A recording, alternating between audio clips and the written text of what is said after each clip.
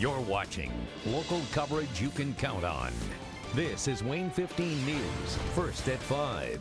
45,000 pounds of hydrochloric acid were spilled at a New Haven business this morning. Thanks for joining us. I'm Dirk Rowley. And I'm Tara Brantley. The spill happened at 10:30 this morning at Brentag Great Lakes, a chemical wholesaler. It's located on Estella Avenue just off Maple Crest Road near State Road 930. Officials tell WANE 15 that a truck carrying the chemical was putting it into a tank for the company when an incident occurred and it spilled onto the lot.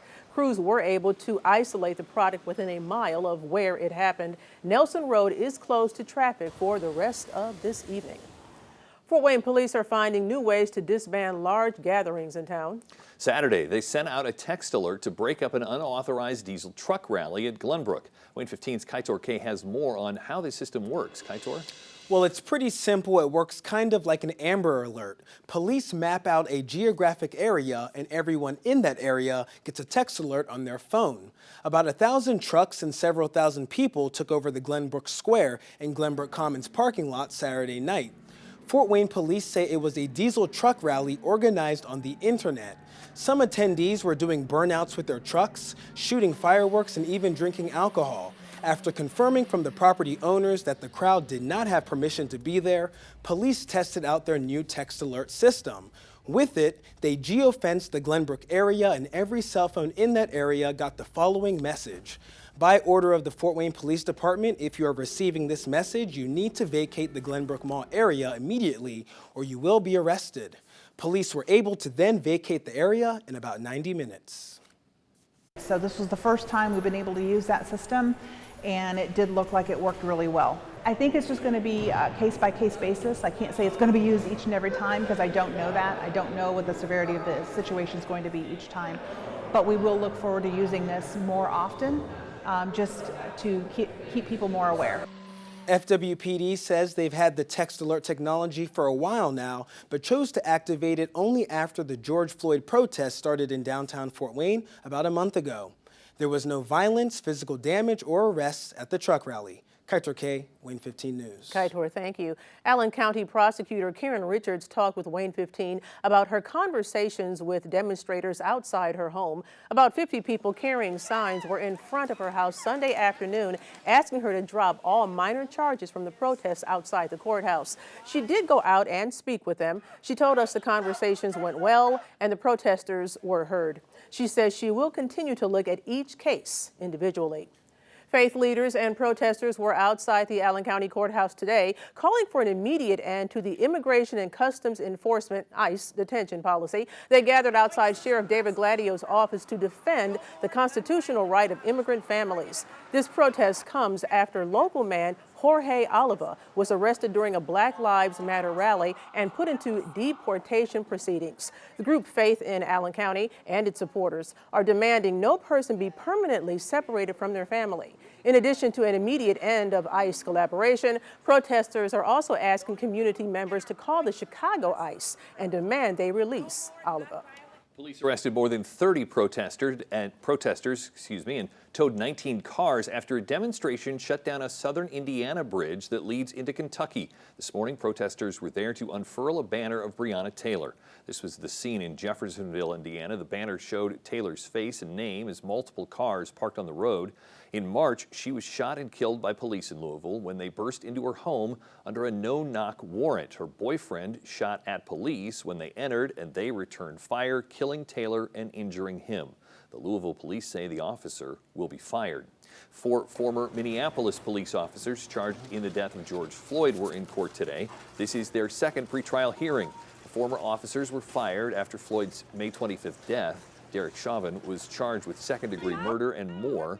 The other 3 are charged with aiding and abetting Chauvin. The handcuffed Floyd died after Chauvin pressed his knee against Floyd's neck for nearly 8 minutes. The defendants have not entered any pleas. A Fort Wayne man who had images of naked boys on a computer he was using while working at a YMCA avoids jail time. An Allen County judge sentenced 28-year-old Isaac Loneker to 2.5 years probation. He agreed to plead guilty to the felony charge earlier this month. Police arrested Loneker after receiving a cyber tip in February 2019. Heads up, if you live in the town of Monroeville, you should not drink the water. Town Council President Don Gerarder told WANE 15 Monroeville is under a boil water advisory until further notice. No word on what caused this or how long it is going to last. Medics airlifted a Steuben County driver after he was ejected from his vehicle following a crash yesterday. Indiana State Police were called to County Road 500 West near Hudson, where they found a rolled over pickup truck. 24-year-old Mitchell Musser was laying in the grass nearby. Troopers say he may have been speeding north when he drove off the road twice, hit an embankment, rolled, and was ejected. No word on how badly hurt Musser is. For the 7th year in a row, investments to improve Fort Wayne streets, roads, alleys, sidewalks, and trails would top the $20 million mark. The Public Works Division would take on $24 million worth of projects this year. Improvements are coming to more than 100 neighborhoods. This morning, Mayor Tom Henry and staff announced plans for the Fairfield Terrace neighborhood. Funding for public works projects is lower than expected this year, but proactive planning has allowed infrastructure work to continue. We looked at Fairfield Terrace and we realized that this particular street needed to be addressed this year. It feels so good to be listened to, and it feels so good that we're going to have a project completed. More than $200 million has been allocated for neighborhood improvements over the past 7 years. Hoosiers who are behind on their electric bill have a bit more time to pay, and none of us will pay more. Today, the Indiana Utility Regulatory Commission extended the power shutoff moratorium an additional 45 days. The disconnection moratorium was going to end June 30th, but now it ends August 14th. Additionally, the commission denied Indiana's gas and electric companies' request to increase costs. The utilities wanted to recover lost revenue from the pandemic. New numbers on the virus now. More than 45,000 Hoosiers now have COVID-19. Indiana health officials announced 5 more people died today for a total of 2,432. There are also 312 new cases. Another 21 Allen County residents have tested positive for COVID-19. No one else has died. The county's death toll remains at 107. More than 30 states are reporting a sharp boost in cases, and at least 13 states have stopped plans to reopen, including Texas and Florida. Texas reported nearly 6,000 new cases in just one day. To slow down the surge, restaurants cannot exceed 50% capacity, and bars have been closed since Friday. Cases in Florida are also surging so much that some beaches are closing over the 4th of July weekend. The U.S. now has more than 2.5 million confirmed cases. That's about a quarter of the 10 million cases worldwide. The Fort Wayne Children's Zoo plans to reopen to the public on Saturday. The zoo will be open to all guests from noon until 7 p.m. daily starting July 4th. They've been members only since June 14th. Guests are being asked to stay 6 feet apart, stay home when sick, and wear face coverings. The Fort Wayne Children's Zoo is projecting a $5 million revenue loss due to the late start of the season. All locations of the Allen County Public Library set to reopen in 1 week with changes. Masks will be required for all library staff and visitors over the age of 2. Touch-free technology has been installed at self-checkout stations, and for the time being, curbside delivery will continue as an additional service. Find answers to frequently asked questions about the library's plan right now on WANE.com. AMC theaters are pushing back their reopening date by 2 weeks. About 450 U.S. locations, including 2 in Fort Wayne, will open on July 30th. The remaining 150 the following week. Release dates for the long-awaited Disney and Warner Brothers movies Mulan and Tenet have also been pushed back. Now, your first weather from the live Doppler 15 Fury Weather Center. It's been a hot day today, and we have plenty of hot weather to come in the 10-day forecast. Temperatures right now in the upper 80s to low 90s region-wide. 88 our current temperature in Fort Wayne. We're at 90 in Bluffton and 92 in Van Wert. Meanwhile, it's 88 in Columbia City and in Warsaw. The heat is out there. It hasn't spurred off more storms, really. We saw some scattered rain around Van Wert in portions of central and southern Van Wert County earlier on today. Right now, most of the rain that's on our maps is off to the west. That's likely where it's going to stay. We can't rule out a stray scattered shower, maybe an isolated thunderstorm somewhere south of Fort Wayne this evening, but the chance of any rain making it into northeast Indiana tonight is rather low, only a 20% shot. At 6 tonight, 87 degrees. At 8, 83. By 10, we're down into the upper 70s. And overnight, our temperatures drop only to 70 degrees, so a warm nighttime period for us before those temperatures start to rise and rise significantly again tomorrow. Coming up in the 10-day forecast, we'll talk about all the highs in the 90s that are on the way. All right, Nicholas, thank you. As we count down to the 4th of July, Fort Wayne Animal Care and Control is reminding you to think about your pets.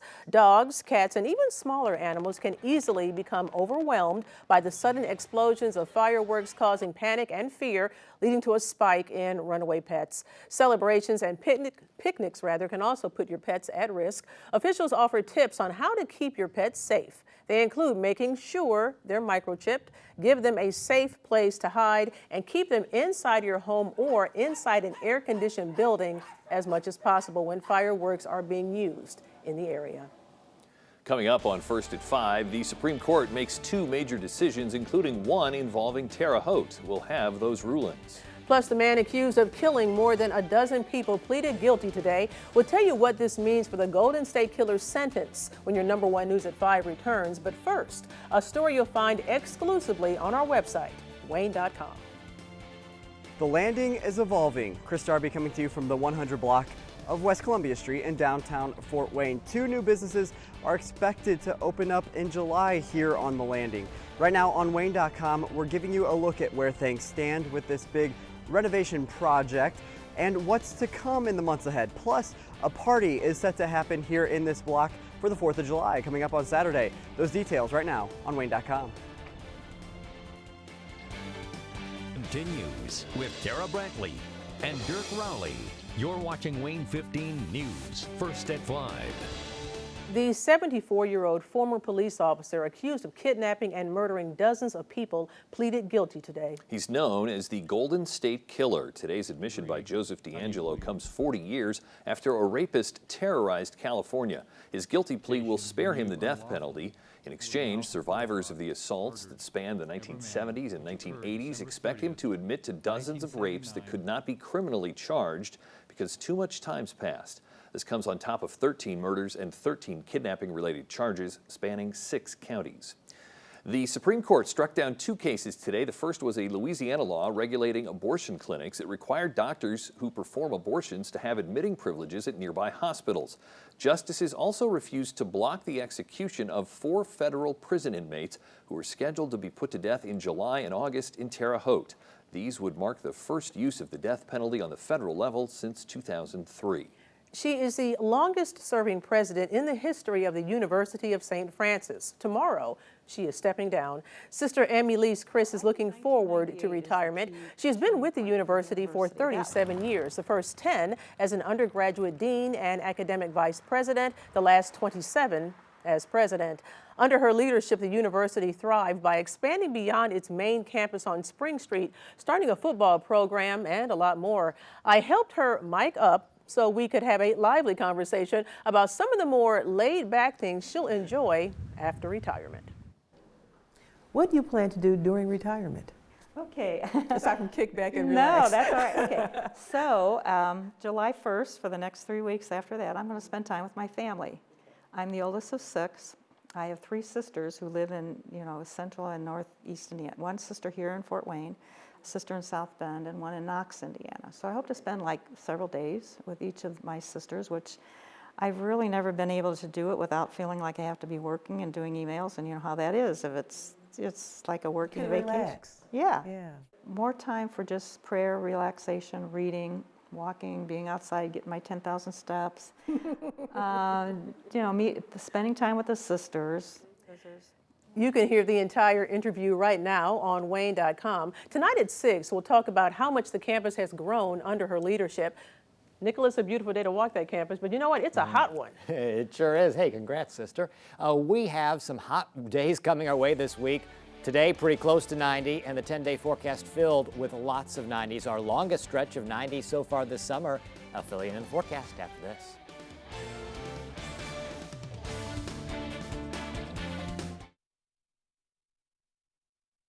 Local coverage you can count on continues with Chief Meteorologist Nicholas Ferreri's live Doppler 15 Fury forecast. High heat, that's the name of the game this week in our forecast, and it looks like our June is going to wrap up above average in the temperature department. Right now, 1.8 degrees above average for the month, and we, of course, only have one more day to go tomorrow, and then it's the arrival of July on Wednesday. Look at our Empyrean Events Center camera looking across downtown Fort Wayne. You can see some scattered clouds in the sky. There's plenty of sun still shining on down through those clouds, and the sunshine continues here this evening with conditions quite hot for us. Some spots in the 90s. In Fort Wayne at the moment, it's 88. The winds are blowing in from the southeast at 6 miles per hour.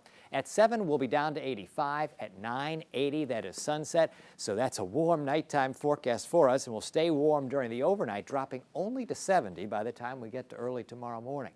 89 now in Defiance, 86 in Angola, 88 in Columbia City, 91 in Bluffton, 92 in Van Wert, and 90 in Hartford City. On the muggy meter, we are humid, and while there is a lot of heat coming our way this week, you need to know that the humidity isn't all that bad. We never reach tropical or oppressive on the muggy meter over the next 5 days, but tomorrow and Wednesday, those are humid days, and Saturday's humid as well. Thursday and Friday, the humidity goes down just a touch. But of course, there will be some level of discomfort in the air just because of how hot it's going to be around here with so many days in the 90s in our 10-day forecast.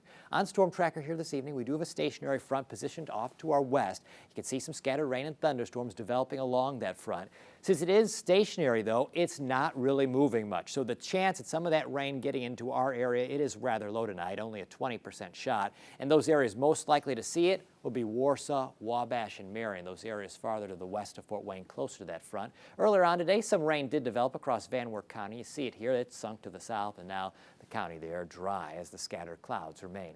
On Futurecast this evening, we'll see a chance at some scattered rain. Remember, it's just a slim chance. We move into early tomorrow morning. That's when our temperatures start off the day right near the 70 mark. Areas to the north, a little bit more likely that you'll start off the day in the 60s. And then the temperatures rise again, and they really rise significantly. We're going to find ourselves in the upper 80s by the time we get to late afternoon. The morning likely to be dry. Once we get to the afternoon hours, though, 1 o'clock onward, that's when we have the chance at some scattered rain showing up. Again, mainly to the southwest of Fort Wayne. The rest of the area, especially those spots north, stay dry during a week when we, of course, still need a lot of rain around here, and all the heat coming our way is not going to help the dry pattern that we found ourselves in. At 9 in the morning, 75. At 11, 79. At 1 o'clock, 84. At 3, 86. At 5 tomorrow, 87. Winds tomorrow relatively light from the southeast and east. Our high temperature in Fort Wayne tomorrow, 87. The same in Auburn, 88 in Paulding and Van Wert, and in Decatur, too. Futurecast tomorrow night shows the forecast remaining generally dry for us. Once we get to Thursday, that's when high temperatures return to the 90s. Thursday, 90 right on the nose. Friday, 92. Saturday for July 4th, dry, 93. That's your forecast. What's ahead in news? Nicholas, a major injury is going to cost this Summit City Star her junior season. We'll have the latest on the injury to Carissa McLaughlin at 6. But first, should you cancel your summer vacation plans because of coronavirus? I'm Michelle Medina with the advice from experts to keep you and your family safe.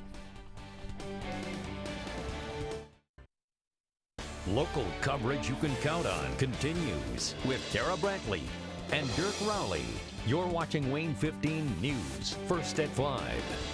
With stay-at-home restrictions easing in some places, some families are looking for safe ways to travel during this pandemic. CBS's Michelle Medina has more on how to reduce your chances of getting sick on summer vacation in tonight's story for your well-being. This summer, Lana Thompson and her family will hit the road in their trailer. Because of COVID, we have decided to not fly like we usually do. We've decided to make it a full family adventure. That adventure will take the family of 6 from North Carolina to Texas to visit family with all the comforts of home on board. While there is risk with any travel this summer because of the coronavirus, there are some things you can do to help reduce that risk. Dr. Jill Weatherhead is an infectious disease doctor at Baylor College of Medicine. She says first, consider the current COVID cases and amount of travelers visiting your destination. Are you going to be able to maintain some of the practices that we've put into place during the course of this pandemic? And that means maintaining social distancing and wearing face coverings to help prevent transmission. Next, weigh your transportation options. Planes, trains, and buses may put you in close contact with large numbers of people. Wear a face covering, try and keep space between seats on the plane, and wiping down any commonly touched surfaces, chairs, handrails, and the tabletops. And a car trip can mean less contact with others, but be cautious when stopping. bringing food and water with you or doing takeout, drive-through in order to reduce any sort of interaction with other individuals. And of course, during all of this, washing your hands either with soap or water or with an alcohol-based hand gel. The Thompsons will follow that advice on the road. I feel pretty comfortable with it. I feel like for us, it minimizes coming in contact with other people. Trying to stay safe while having some fun. Nichelle Medina, CBS News, San Diego. Lots of 90s in the 10-day forecast. Nicholas gives it another check next. Here's your hot 10-day forecast. Tomorrow, 87. Wednesday, 88 as July begins. Highs in the 90s on Thursday. Then we'll stay in the 90s for the rest of the 10-day forecast. That's going to be a sizzler. Sure is. Thank you, Nicholas. Hope the air conditioner keeps working. We'll see you back here at 6. Thanks for watching.